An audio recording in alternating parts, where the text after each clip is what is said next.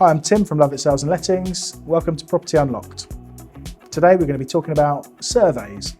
If you're buying a house, it's more than likely that you'll require some kind of survey, a property survey, especially if you've got a mortgage. It's something that will get flagged up by the mortgage company, and they'll want to have a survey done on the property to ensure that there are reduced risks when they're lending, basically. Although a property survey isn't obligatory, a mortgage company may insist on one if you are buying a property with borrowed funds. There are generally three types of survey you can have.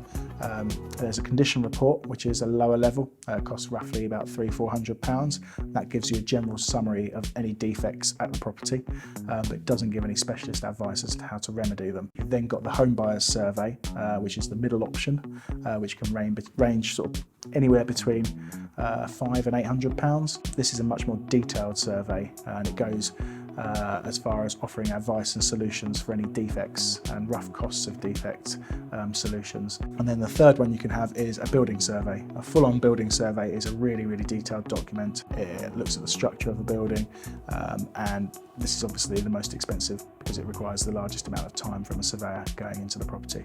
The latter is more often used if you're purchasing an older property, perhaps a listed building, where there are likely to be greater risks of defects.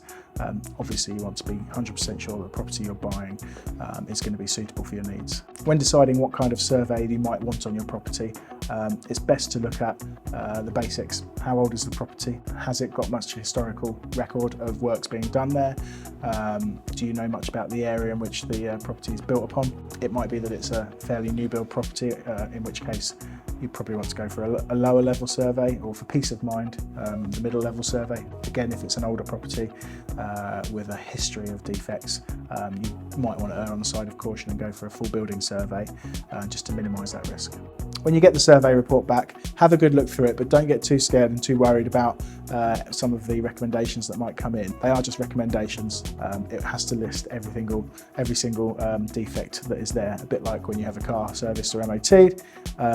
Doesn't necessarily mean that something is broken, needs fixing or repairing straight away. It's just flagging things up that in the future might need to be looked at.